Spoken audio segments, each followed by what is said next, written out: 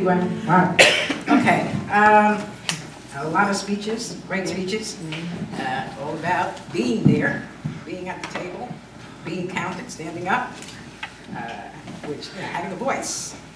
And it's the reason why I'm going to read this letter that was placed up on the Facebook in the internet regarding the murder of Jorge Steven Lopez Mercado in Puerto Rico. And I contacted, the young man's name is Christopher Pagan. He let the world know what happened there, okay? And it was his bravery, standing up, speaking out, being counted, that told the world what happened in a little small town, Calle, Puerto Rico, okay? And I'm just gonna read the letter. I said, my name is Christopher Pagan. I am 24 years old, raised in New York, and have been living in Puerto Rico since the age of 18. On November 13th, the body parts of Jorge Steven Lopez Mercado were found on the side of an isolated road in Calle, Puerto Rico. Immediately, the notion that this victim was gay started to circle the local Puerto Rican community. As soon as I saw a name, I searched for it on Facebook and saw what was a cyber shrine of messages indicating rest in peace, you will be missed. As soon as news broke out, the gay community began to demand information on the case. On Saturday, more information was given as to who it was and that he had been beaten, burned, decapitated, and dismembered.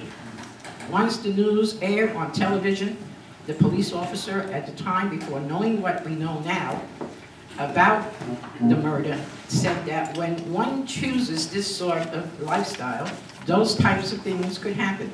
The gay community was offended that on a Puerto Rican radio, television, we were called out and marginalized that deserve whatever we get, as the 19-year-old was asking to be murdered in a gruesome manner. I was compelled by all the messages left on his profile, but at the same time they angered me and fueled me. I never met Jorge, but I doubted at that moment that messages on Facebook is what he wanted. What he wanted was justice and action. I took it upon myself to immediately write a letter of SOS nationwide and worldwide.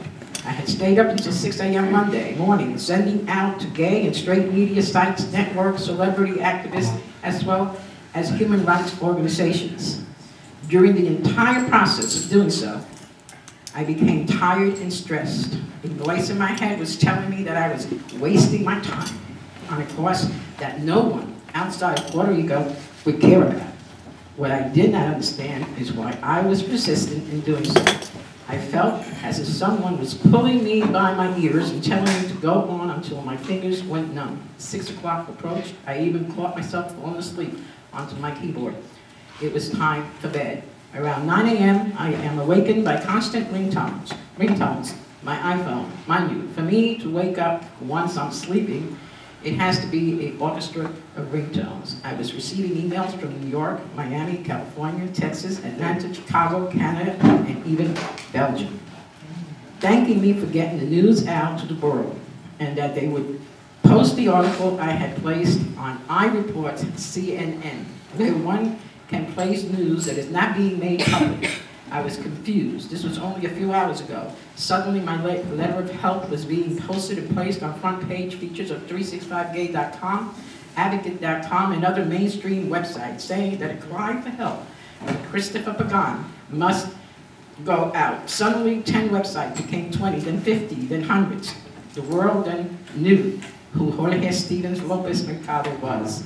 Even radio stations were emailing me for info and thoughts and wanting interviews. Suddenly Puerto Rico and its LGBT were put on the map, and the world was watching and waiting. And the Sunday I had posted my letters, the local PR media spoke absolutely nothing about this crime. On Monday, it was changed. It was front page news.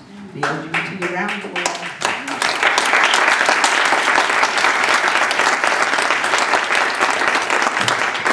The LGBT around the world were united together to fight and denounce hate, and show Puerto Rico that they cared. Jorge's killer was found hours later, which is very unheard of in Puerto Rico, and it's murders.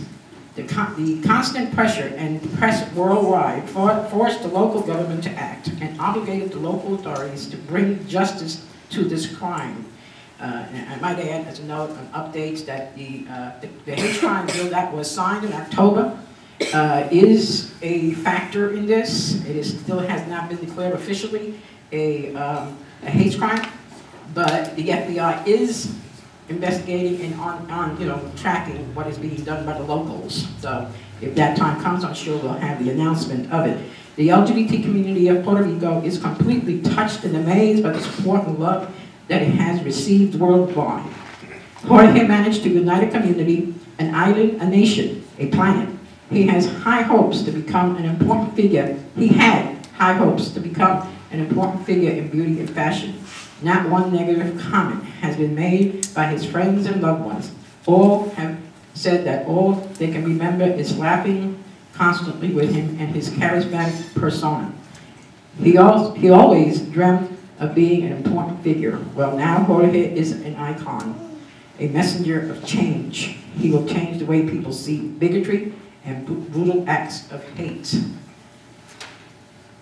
I never met Jorge, but I can tell you that I feel like he's sitting next to me every second of the day. Even as I write this letter with tears in my eyes, I can feel his presence, feeling that justice was served for him and many others that have suffered this fate. Jorge is the story.